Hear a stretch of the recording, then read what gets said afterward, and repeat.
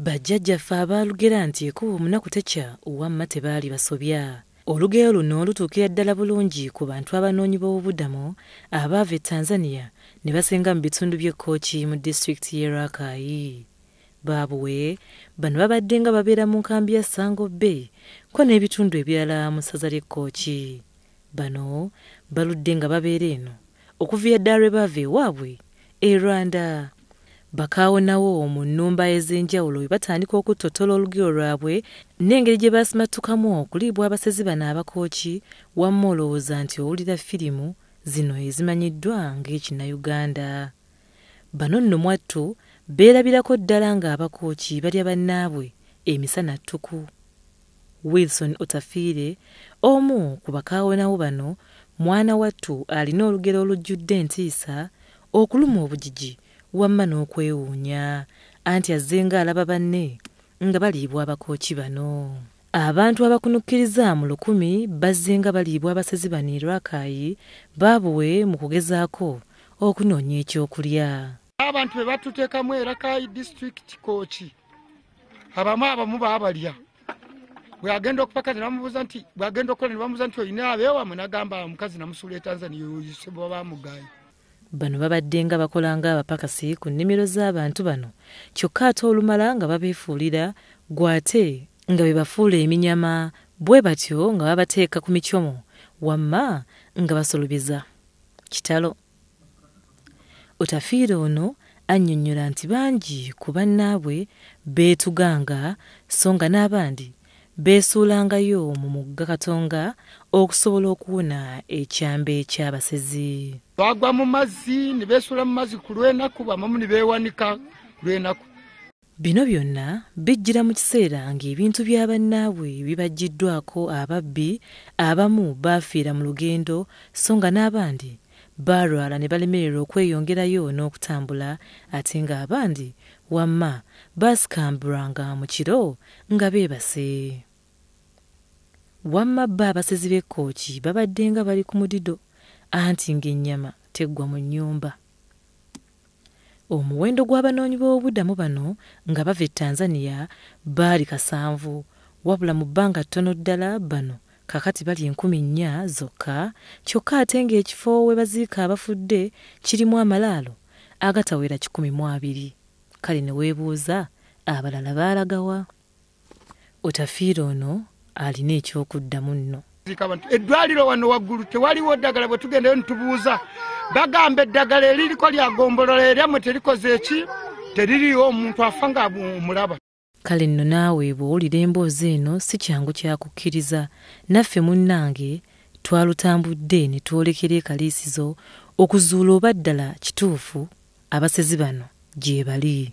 Oba ojjukira abantu 13 abaakwatibwa ku misango gino egy'okulya abantu mu mwaka gwa 2014? Kale nno katulabe bo kye bagamba ku muze guno. Abantu kati bagifuulidde ddala nga tteeka. Bafa batambula ekiro tusanga ebintu bingi, basanga batwala abafu okubalya, kati batandise na batema nga balamu. So kati okulya abantu tekikyebuusabuusibwa, era abantu tutandise okwekolako security nga tuyingira obukyali.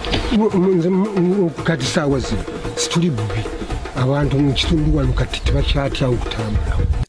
Naye ate katusooke tulaba abakulembeze mu bitundu bino ebirimu abasezi bano kye bagamba. Mmwe lwaki mukkiriza abantu be mukulembera okukavula ennyama y'abantu gy'oli nti ya mpisi? There was blood, there was hair of the other woman who had been eaten, and plus clothes, shoes. Mwana wattu ekisibya omuze guno mu bantu, anti tewali tteeka litangira muntu n'omu okulya muntu munne wano mu Uganda. Anti n'abo abakwatibwa mu muze guno ate mwana wattu bavunaanibwa misango mirala, gamba nga ogw'okutta n'ebintu ebifaananako bwe bityo. Twakkakkanye ku musajja mukulu ono ne tumubuuza kiki ekimuliisa ennyama y'abantu. Tubaana okubalya. Oluusi wabaawo eddagala abantu bano batandika okutuliisa abantu tutandika okukittanira. Naye gwe musajja gwe ennyama y'abantu nga terabika gw'ogifuna otya wamma kubanga talinaayo mudaala. Omanyi ebyo ebibinja byaffe byanjawulo ate mulimu bano babamanyi okujjayo ate mulimu abagireetera obuleetezi kati nga nze ze bandeetera buleetezi n'endya kati enkola yaabwe bo bajjayo naye ng'ate esinga okuwooma bw'obufuna omuntu ayafudde nga mulamu akyentegeeza omuntu n'omufuna nga mulamu gwe n'omwesalira ate oyo abawanjawulo. Bino byonna byampuna anti baboola ono newankubadde yafuna obuzibu bw'okumukwata ekyo tekyamuyigula ttama. Baboola ennyama ogirya oba nedda? Okugirya kuno era nga bw'omaisi byangu ogira kole sijja kiryawo naye nga tebiikako nayo munanga bw'olaba. Kaakati nno eminyama gyonna gavumenti yagisengudde era kaakano baatwaliddwa mu nkambi y'ekyaka mu disitulikiti y'e Kyegegwa. Munaafuna ku kanyama mmwe. Naye nno ate mwana wattu bano ne gye baagenze embeera atennaba kuwoomesa Nakabululu anti eddagala mu malwaliro tewali. Akalwaliro akasinga okubeera okumpi wano kayitibwa Kazinga Health Center naye nga baabuwe nako kali bwe katyo. Naye era kale tuwonye bali ababalyanga embuzi.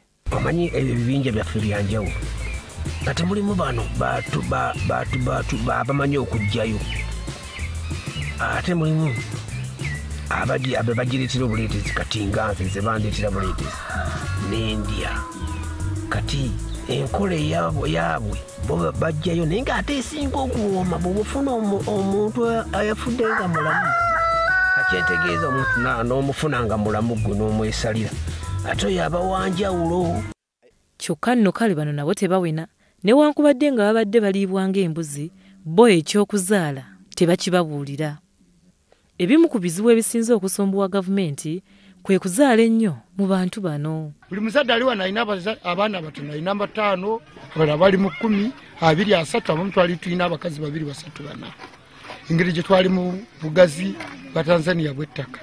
Kale katubasabire bakitawe bano luliba olwo baabuwe ne bafuna obulamu obweyagaza n'okutebenkera.